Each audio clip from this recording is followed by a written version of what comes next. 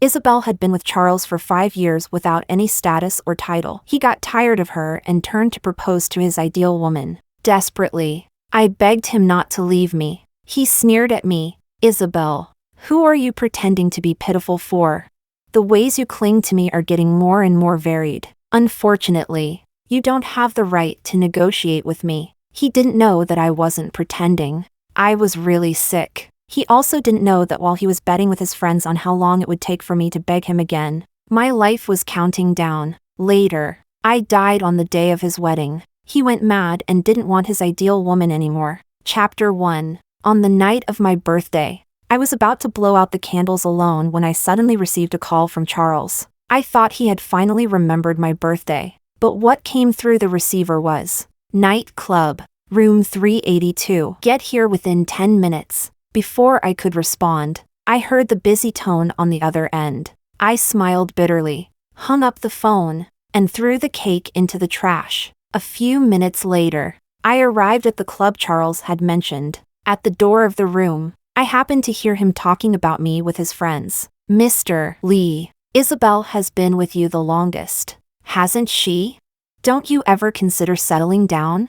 Charles raised an eyebrow flippantly. "Does she deserve it? In the end, she's just a commodity for sale." He paused and added, "Besides, I'm already tired of her." "Really? Then lend her to me for a few days." "Mr. Lee, honestly, Isabel is really quite a catch. Great body too. No wonder she's been with you for so many years." A brief shadow crossed Charles's face, but he quickly returned to his usual self. "Go ahead and play." Charles nonchalantly blew a smoke ring. "Just kidding, Mr. Lee. I wouldn't dare. Even if you lent her to me, I wouldn't dare touch your woman. Besides, even if you agreed, Isabel wouldn't. Everyone knows she loves you to death."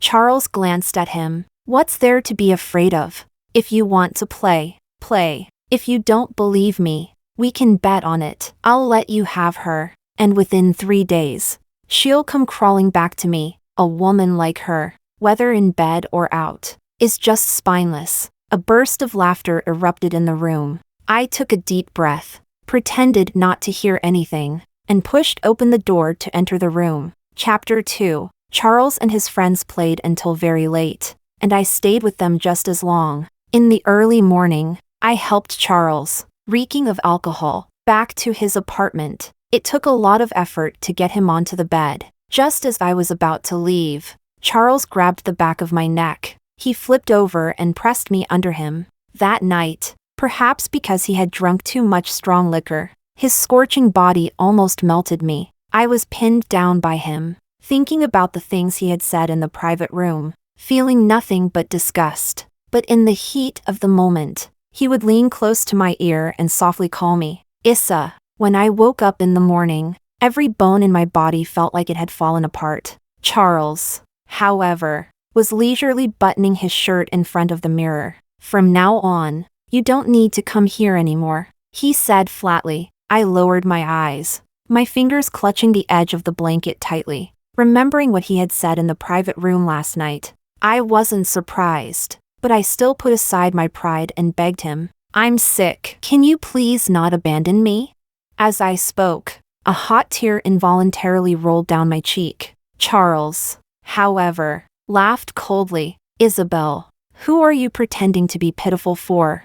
The ways you cling to me are getting more and more varied. You acted all chaste and virtuous back then, but it was all for money, and I played you to pieces." My hand holding the blanket edge tightened unconsciously. "We can break up, but I want 500,000 as a breakup fee." 500,000 was exactly the amount I needed for a kidney transplant. After all these years with you, you can't just use me for free. Charles, however, seemed provoked, as if talking about money hurt his feelings. He angrily pinned me down and grabbed my neck. "Isabel, it turns out all you ever loved was money. Unfortunately, you have no right to negotiate with me." After saying that, he slammed the door and left. Chapter 3. I sat alone in the room for a long time. The room still seemed to be filled with the smell of alcohol from Charles, mixed with the scent of his cologne, making my stomach churn. I covered my mouth and coughed violently a few times. finding it difficult to breathe. I thought I had gotten used to Charles's mood swings, but my heart still felt like it was being pierced with needles. After getting up, I noticed a gift box on the coffee table in the living room. It was a delicate white square box, tied with a silver ribbon, looking very expensive. I was stunned. I walked over, picked up the box, hesitated for a moment, and then opened it. Inside the box was a pearl white dress. The fabric of the dress was high-quality cotton satin, with an excellent texture, complementing the luxurious logo on the packaging bag. Pearl white was my favorite color. I didn't expect Charles to pay attention to such details. Almost involuntarily, I picked up the dress and walked to the mirror to try it on. In the mirror, my face was pale, with traces of tears at the corners of my eyes, looking haggard. But this dress fit me perfectly and looked surprisingly beautiful, as if it was tailor-made for me. I couldn't help but change into the dress and twirl in front of the mirror. The hem of the dress swayed gently with my movements, like a blooming white camellia. It turned out he hadn't forgotten my birthday. A hint of bitterness welled up in my heart, and my eyes couldn't help but turn red again. Chapter 4. Before going to bed, I scrolled through my phone and found that my social media feed was flooded with news of Charles's successful proposal. It turned out he had always had a cherished ideal woman. Her name was Elizabeth. During countless intimate nights, he had been calling out Elizabeth, not Isabel. I smiled bitterly, locked my phone screen, and closed my eyes to sleep. But I tossed and turned, unable to fall asleep. I remembered the days when I first met Charles. Back then, Charles took an immediate liking to me, but he had a notorious reputation for being a player, changing girlfriends frequently. I wanted to stay away from him and directly rejected him. Charles felt humiliated and flew into a rage. After all, no girl had ever rejected him so straightforwardly before. He publicly vowed to make my life miserable. Fate played a cruel trick on me, and soon after, I was diagnosed with systemic lupus erythematosus. It affected multiple tissues and organs in my body. The monthly medical expenses alone amounted to tens of thousands. This cost was enough to bankrupt my already not well-off family. To survive, I had to swallow my pride and go back to Charles. Isabel, do you think my place is a garbage dump? Do you think I'm a man you can reject and then come back to whenever you want? If you want to be with me, show some sincerity. That night, he came down on me, domineering and ruthless. Isabel, didn't you think you were so noble? Yet here you are, begging under me for money. He knew it was my first time, yet he deliberately intensified his force. It felt like I was being torn apart, my whole body trembling, but I still gritted my teeth, refusing to let the tears fall. Chapter 5. That night, while I was in a hazy sleep, I vaguely felt someone wiping the tears from the corners of my eyes, kissing the corners of my eyes. In my daze, I smelled a hint of cologne, mixed with a faint scent of tobacco. When I woke up in the morning, I found myself tightly held in Charles's arms. He was very warm, making me almost reluctant to leave this moment of peace. For a while after that, Charles didn't treat me as harshly as he had said he would. We even acted like a couple. He particularly liked holding me, burying his head in my hair. Despite his usual sleep problems, he always fell asleep quickly beside me. I had a sweet tooth, and I often found treats like cakes, chocolates, and milk tea at home. On holidays, Charles would casually transfer me 52,000 yuan with a note saying voluntary gift, until his friends started reminding him not to get too attached, reminding him that I was only with him for the money. They didn't even try to hide it from me. I still remember that night when he heard his friends' kind reminders again. Charles smashed his wine glass to pieces. Everyone shut the fuck up. That night, as if venting, he took me wildly like the first time, without considering my feelings. In the midst of our passionate entanglement, he would call my name gently, so tenderly that I felt a moment of confusion. However, soon after, he would shout coldly, "Don't ever think I'll fall in love with a gold digger like you."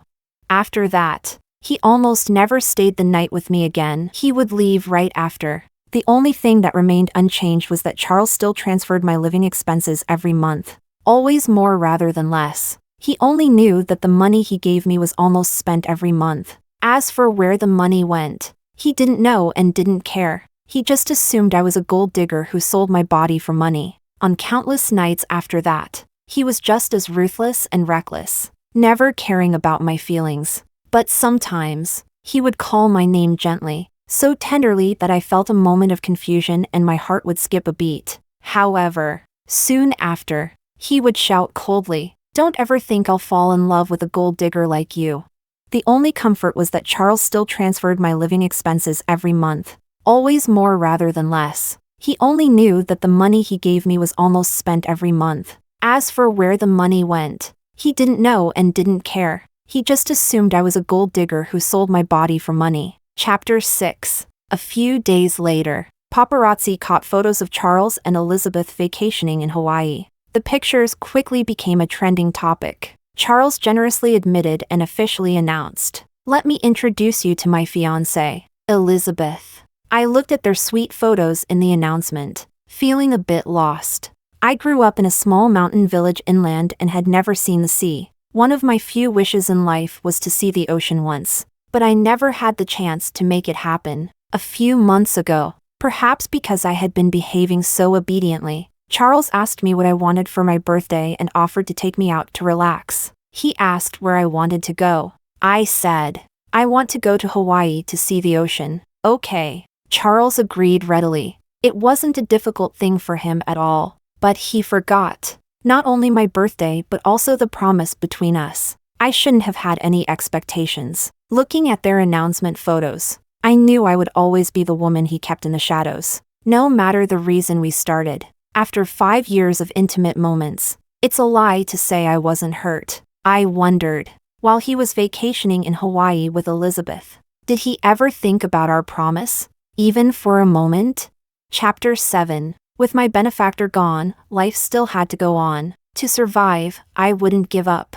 I always believed that as long as you live, there is hope. During the transition period, I found a part-time job at a charity gala, earning 200 yuan per hour. Although it was a high society social event, I wasn't afraid of running into Charles. Because Charles despised such events, saying they were full of hypocritical pretense. Those capitalists didn't show any mercy when exploiting ordinary people. However, at the gala, I not only saw Charles but also Elizabeth. It turned out that even someone as rebellious as Charles would do something he didn't like for the woman he loved. Elizabeth noticed me too. "Are you Isabel?" She deliberately raised her voice. "So? Got dumped and now haunting this place? A woman like you would do anything for money. I heard people say you look like me." "That's an insult to me. Look at you, looking all haggard, like you're about to die." Then she noticed the CL tattoo on my finger. It was during a rough patch between me and Charles that he forced me to get it, like marking a pet. Elizabeth sneered, "A lowly woman like you sure has many tricks to please a man. Afraid people won't know who your master is, right?" Instinctively, I covered the tattoo with my other hand. Elizabeth suddenly grabbed my wrist. "What, now you're ashamed? That's none of your business, Miss Elizabeth. Please have some self-respect." I forcefully shook off her hand. Elizabeth slipped and fell backward with a scream, shattering her wine glass and cutting her hand deeply. Blood stained her custom white dress and the floor. Charles, who was talking to a foreign businessman, turned his gaze over and immediately turned cold. Then everyone saw him almost rush over and scoop Elizabeth into his arms. He shot me a cold glance.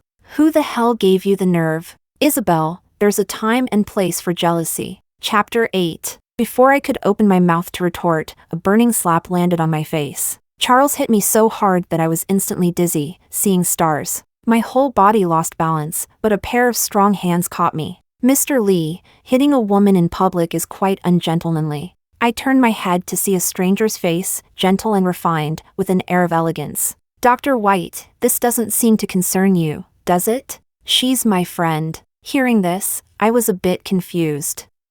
As far as I could remember, I didn't know anyone named Dr. White. Charles glanced at me, then at Dr. White, who was holding my hand tightly, and his face darkened even more. "Isabel, quite the skill you have. A few days without seeing you, and you've already hooked up with the hottest doctor in B City, William White." I was about to argue back, but Charles turned and left. He turned to Elizabeth in his arms and spoke softly. "Let's go home." He carried her in his arms and walked towards the exit of the banquet hall. After Charles and Elizabeth left, Dr. White held my shoulders tightly. His grip was strong enough to cause slight pain. "Are you okay?" "Thank you, Dr. White, I'm fine. But it seems you just offended Charles because of me. He's a very unpredictable person, and he holds grudges. Offending him won't end well." I bit my lip in guilt. "What are you afraid of?"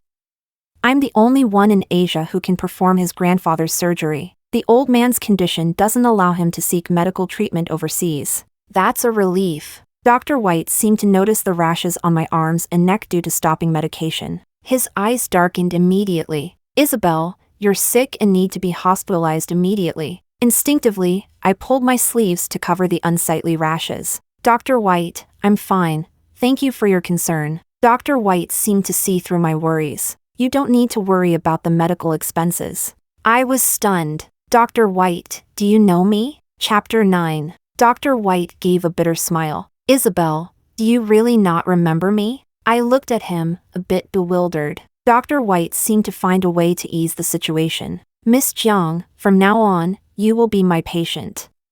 You have plenty of time to remember me." And so, I became Dr. White's patient and was admitted to the hospital under his arrangement. Dr. White was usually very busy, but whenever he had time, he would personally come to check on me. When he wasn't around, I stayed alone in the hospital room. Today, as I was getting in for drip, Charles suddenly appeared. "Isabel, you've really outdone yourself, putting on a full act." I ignored his sarcastic tone. "What are you doing here?" "What am I doing?" "You injured Isa out of jealousy and embarrassed her in public. Do you think I would just let that go?" As expected, Charles never let go of a grudge. "It seems like she embarrassed herself." "Shut the hell up. Even if you hide in the hospital pretending to be pitiful, you still owe Isa. What do you want?" I asked coldly. "Issa said she feels uncomfortable seeing the tattoo on your hand." "Don't worry, I'll get it removed when I'm discharged." "No need for that trouble. I can help you." "What do you mean?" A sense of fear rose within me. I knew Charles was crazy, but I never thought he'd go so far as to pick up the fruit knife from my bedside table. He slowly advanced toward my hand. I was genuinely terrified and screamed, "Charles, don't touch me. What part of you hasn't been touched by me?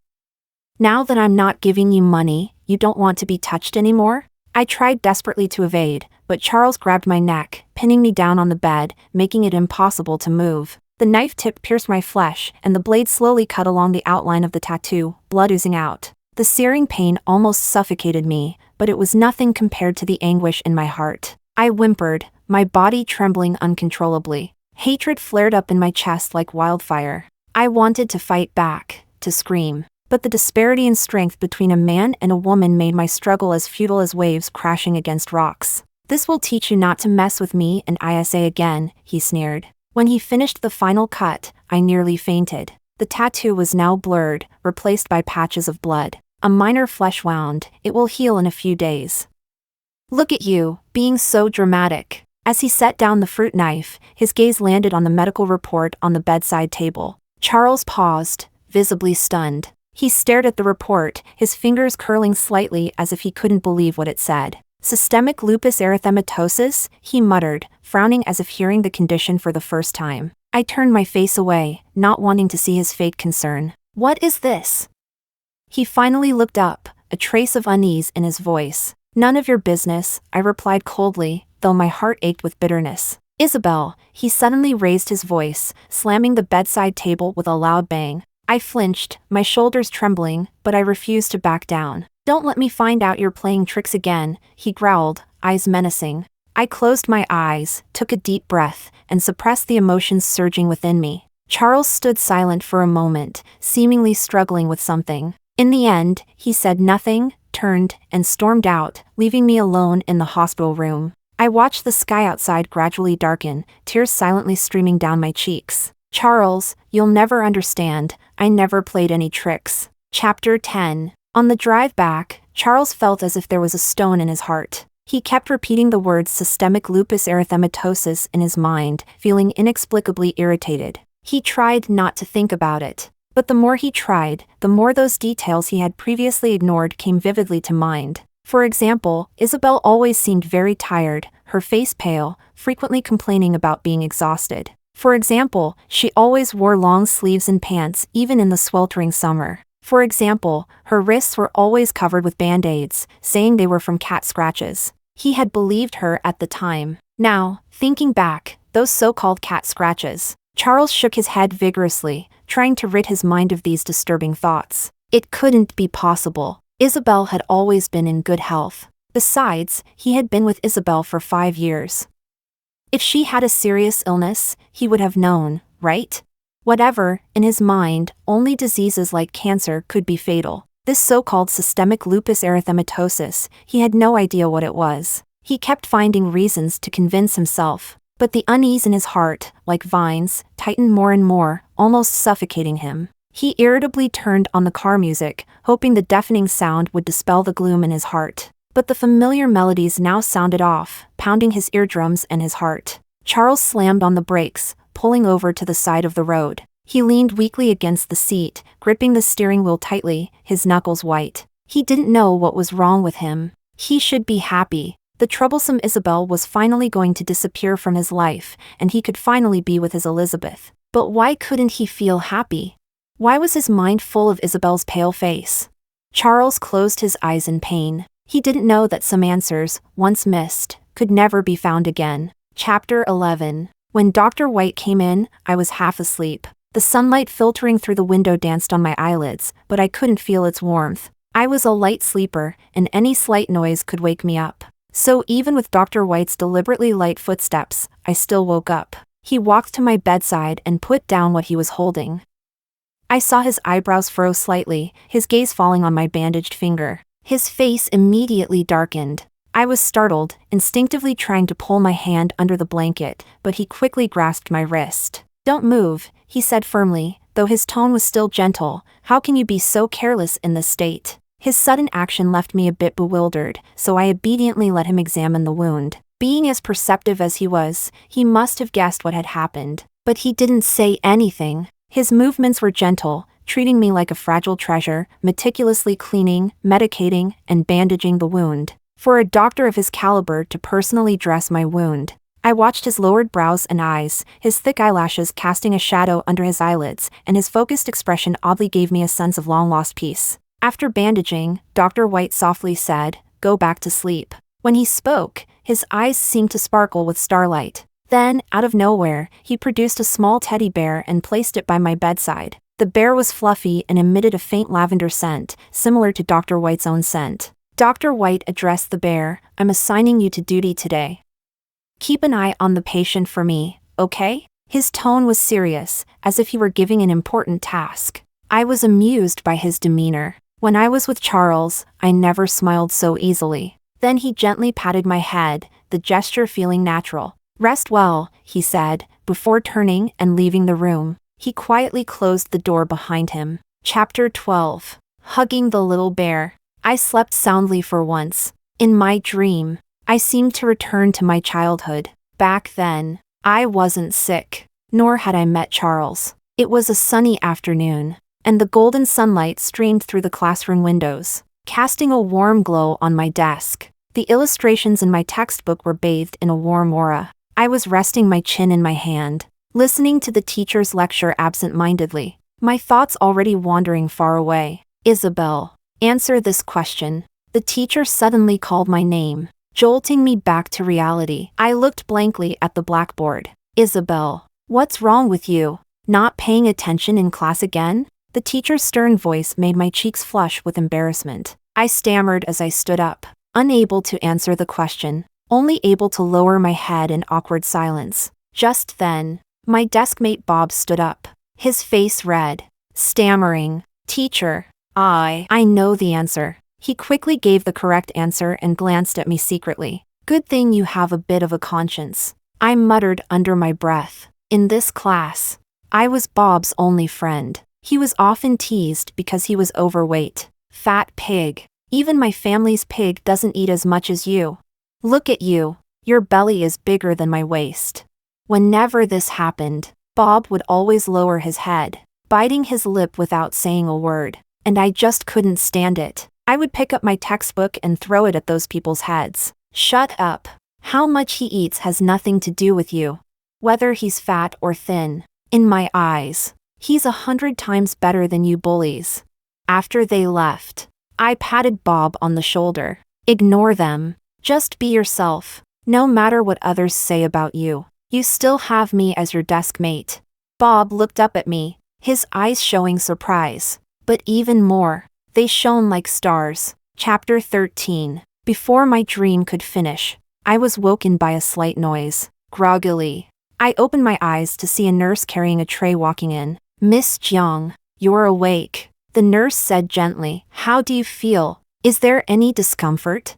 I rubbed my eyes and realized the room was filled with sunlight. What time is it? I asked in a hoarse voice. It's already noon. You've been sleeping for a long time, the nurse said as she placed the tray on the bedside table. Dr. White prepared this specially for you. Eat it while it's hot. I then noticed I was still holding the little teddy bear. Please help me thank Dr. White, I said, feeling a bit embarrassed. The nurse smiled and left the room. I set the bear aside and picked up my phone, habitually opening my social media app. The next second, I froze. The top trending topic, #Charles hashtag. I clicked in and saw that Dr. White had exposed Charles's recent violence against me in the hospital. Dr. White had even directly tagged Charles. As a doctor, I have a responsibility to protect my patients. If Mr. Lee continues to harm my patients, I have the right to refuse treatment for the Lee family. This post caused an immediate uproar. Oh my God, is this the behavior of a supposedly well-educated heir? Ha, just another spoiled, useless rich kid. Assaulting someone in broad daylight, in a hospital no less. Does he think being rich and powerful allows him to do whatever he wants? However, some comments were directed at me. She deserves it. Selling herself for money and then pretending to be a victim? Yeah, one willing to hit, the other willing to take it. Still clinging after the breakup, ruining his relationship with his fiancée. Serves her right. I think she's just trying to stir up trouble for sympathy. Poor Dr. White. Such a kind and pure person, being used by someone like her. Reading these comments, my heart felt like it was being pricked by countless needles, aching intensely. But when I refreshed the page, all the negative comments about me were gone. Chapter 14. From that point on, Charles seemed to keep a low profile, probably reprimanded by the Lee family, and didn't cause any more trouble. But in the end, none of it mattered to me anymore, because my health was deteriorating, and I still hadn't found a matching kidney. One day, I fell into a hazy dream again, filled with random, unrelated scenes. I saw myself as a child, clumsily learning to ride a bicycle. Next to me stood a chubby little boy, laughing heartily, pointing at me and saying, "Isabel, you look like a little bear on that bike." I glared at him angrily and said, "Mind your own business. Go away." The boy laughed even more, showing his cute little canine teeth. That's when I realized his smiling eyes looked exactly like Dr. White's, especially the tear mole at the corner of his eye, identical to Dr. White's. Then, I vaguely heard Dr. White's anxious voice in my ear. "Isabel, don't sleep. You can't sleep." The voice grew fainter, as if it was coming from behind thick frosted glass, audible but unreachable. I tried hard to open my mouth, to tell him I could hear him, to tell him I remembered, but my throat felt blocked, unable to make any sound. The world before me grew blurrier, and a tear silently slid down my cheek. The teddy bear I was holding fell to the ground. The room grew silent. Chapter 15. After my body turned completely cold, I realized I still had consciousness. I felt light, like a feather. It turned out I had become a soul. I looked down at my body, lying on the hospital bed, not peacefully, as if I were just asleep. I saw Dr. White, his eyes red and filled with agonizing pain. He held my hand tightly, calling my name over and over again. "Isabel, Isabel, please, don't sleep."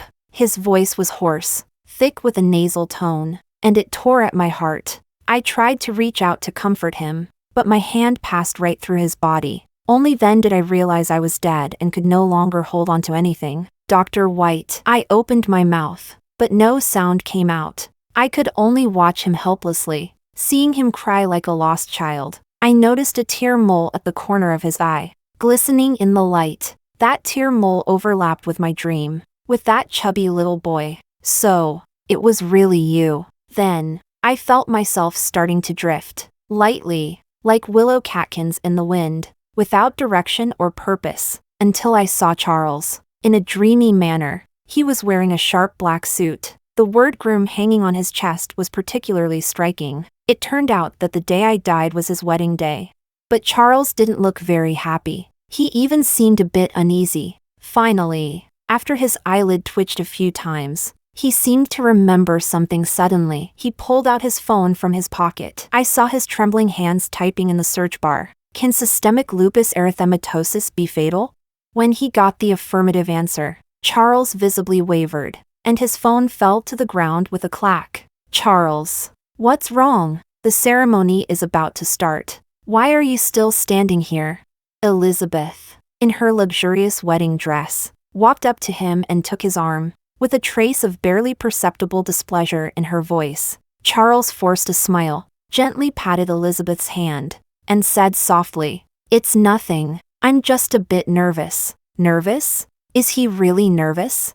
I couldn't help but find it amusing. Chapter 16. The grand wedding ceremony began, and the wedding march echoed throughout the hall. But Charles seemed somewhat absent-minded. He mechanically went through each step, his eyes vacant. Mr. Charles, do you take this beautiful lady beside you as your wife, to be united with her, to love her, comfort her, respect her, and protect her, as you love yourself? Will you remain faithful to her in sickness and in health, in wealth or poverty, as long as you both shall live? The officiant's booming voice reverberated in the hall. Charles, however, seemed not to hear a word, showing no reaction. Elizabeth's smile gradually stiffened. She pinched Charles's arm hard, whispering, "Charles, you need to say I do." Charles snapped back to reality and looked blankly at Elizabeth. Charles, what's wrong? Quickly say I do, Elizabeth urged,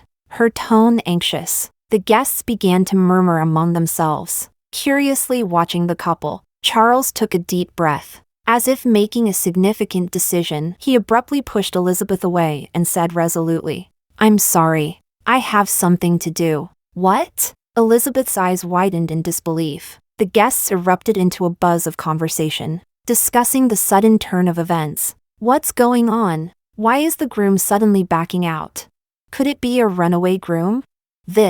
I've never seen anything like this. Charles ignored the murmurs and walked straight out of the hall without looking back. Elizabeth, in a fit of rage, forgot all about maintaining her composure and shouted at Charles's retreating figure. "Charles, you bastard! What do you take me for?" She frantically tore at her wedding dress, her meticulously applied makeup unable to hide her now somewhat ferocious expression, making her look like a shrew. The guests' murmurs grew louder. The groom's outrageous behavior at the wedding was already disgraceful enough. They never expected that this future daughter-in-law of a wealthy family couldn't even maintain basic dignity, resorting to public insults. It was truly a shocking spectacle. Chapter 17. Charles drove like a maniac, running red lights all the way to the hospital. He stumbled into my hospital room, where Dr. White still was, his eyes bloodshot, standing vigil by my bed. "Issa," Charles's voice trembled, as if he were terrified of something. The next second, Charles's face turned deathly pale. It was as if all the strength had been drained from his body. He staggered and nearly lost his balance. "Impossible, impossible," he muttered, his eyes vacant, like he had lost his soul. Dr. White saw him and punched him square in the face. "Charles, how dare you show your face here?" Dr. White roared, his eyes blazing with fury. "Aren't you rich? Why didn't you get her treatment sooner? Why did you wait until she was beyond saving? What have you been doing to her all these years?" Hearing this, Charles's pupils trembled. He turned his head from the punch, blood trickling from the corner of his mouth. But he seemed to feel no pain. Standing there dazed, Dr. White's gaze fell on the groom boutonniere pinned to Charles's chest, his eyes growing even angrier. Who are you pretending to be all affectionate for now? Who are you trying to fool? Dr. White grabbed his collar, questioning him word by word. Charles slowly raised his head, his face frighteningly pale. Impossible, impossible, he kept repeating, as if possessed. Isa was always healthy. She couldn't. Suddenly snapping out of it, he stood up abruptly, stumbling towards me. Issa, don't be afraid. I'll take you away. He tried to lift my body, but Dr. White stopped him. Get out! You have no right to touch her, Dr. White shouted, swinging another punch. Charles didn't dodge, taking the blow directly, the blood at the corner of his mouth becoming more pronounced. His bloodshot eyes stared at Dr. White. Let me take her. I have to take Issa. He repeated this over and over, as if clinging to the last shred of hope. I need to take Issa to see the ocean. I'll agree to any condition. Just let me take her. Charles's voice was hoarse, and the usually arrogant man now had a pleading tone. Dr. White looked at him coldly, full of contempt. Do you think money makes you powerful? Can it buy back her life? Dr. White shouted. Charles's body trembled violently again. He collapsed to the floor, supporting himself with his hands, but unable to stand. Please, he begged softly. Dr. White didn't spare him another glance. Calling the security guards outside, take him away. 2 guards came in, lifting Charles and dragging him out of the room. Charles continued to struggle, screaming, Issa! Issa! His voice grew fainter until it finally disappeared down the hallway. In the hospital room, only Dr. White and my cold body remained. Dr. White collapsed into a chair, exhausted, and closed his eyes in fatigue. Chapter 18. Dr. White was disciplined for assaulting Charles in the hospital. He resigned outright. His exact words were, if I can't save the woman I love, there's no point in being a doctor. I knew he was blaming himself, feeling guilty for not being able to save me. On the day of my funeral, Dr. White came to see me off, dressed in black, looking haggard. He gently placed the brown teddy bear that had accompanied me during my final days in front of my tombstone. His eyes red but not shedding a tear. Rest well, Issa. His voice was hoarse but still gentle. I thought I would rest in peace. But every day, I felt a scorching gaze on my tombstone. It was Charles. He came every day, rain or shine. He always wore a black shirt, holding a bouquet of my favorite white gardenias. Kneeling before my tombstone, his eyes bloodshot and filled with haunting red veins. Issa, the truth is, the person I've always loved is you. He choked out, his voice trembling. Ever since you hit me with a book when we were kids, I thought you were special. I really liked you. But why didn't you like me back? Do you know how happy I was when you agreed to be with me? But when I thought you were only with me for the money, I couldn't stay happy. He laughed self-deprecatingly, a tear slipping down his cheek. I wanted to be good to you. But my pride, that's why I treated you the way I did. He started clutching his head in pain. You don't know, that day at the bar, when someone said I should lend you to him for 2 days, I wanted to kill him. But my pride. Issa, I'm such a joke, right? Issa, it's all my fault. I couldn't protect you. Issa, I was wrong. I really know I was wrong. Please come back, okay? He pressed his face against my tombstone, his voice hoarse and filled with desperate pleading. I never took you to see the ocean. Watching him like this, all I felt was disgust. Chapter 19. I died, but I witnessed my own wedding. I never would have imagined that Charles would use my belongings to hold a wedding ceremony. On that day, Charles wore a black suit, holding a bouquet of white gardenias, with a nearly pathological, obsessive smile on his face, and the bride beside him was adorned in my favorite pearl white dress. 2 weddings in a short span of time. The second one held with the belongings of a dead person. Charles had become the laughingstock of Albee City, known as a madman. I heard people talking about Charles. Charles must be insane, right? He called off a wedding because his ex-girlfriend died, and now he marries a tablet? I heard the bride wore the wedding dress that his ex-girlfriend loved most when she was alive. That's so creepy. I have a friend who was at the wedding. They said Charles was laughing and crying at the tablet, just like a lunatic. What about Elizabeth? What did he do to Elizabeth? Elizabeth. She kept pestering Charles. And in his impatience, he beat her so badly she was severely injured. She's in the hospital, fighting for her life. Chapter 20. That day, the rain was particularly heavy. The rain fell like broken pearls, hitting the tombstone and Charles's bloodless face. Charles knelt in front of my grave, his whole body soaked by the rain. He clutched a fruit knife tightly in his hand, the tip pointed at his own heart. "Issa, I'm here to join you," he said, his voice thick with despair. I watched him, feeling nothing but calm. I wanted to ask him, "Have you ever thought that I don't want you to join me?" With a flash of the knife, Charles plunged it into himself. Bright red blood instantly stained his white shirt. A shocking sight. Just then, a figure rushed over, forcefully pushing Charles away. It was Dr. White. He grabbed the knife from Charles's hand and threw it aside. "If you want to go crazy, do it somewhere else, but not at Issa's grave," Dr. White shouted. "You didn't treat her well when she was alive, and now you're coming here to act insane. How low can you go?" Charles collapsed to the ground, his eyes vacant, as if all hope was lost. "Charles, you don't deserve to follow Issa. You'd only taint her path to reincarnation," Dr. White said, each word deliberate and firm. Hearing this, Charles's body trembled violently, and he clutched his head, emitting painful sobs. He had completely broken down. Later, Charles was sent to a mental institution. Every day, he held the white dress I loved so much, talking to the air about our past memories. But who would pay any attention to him?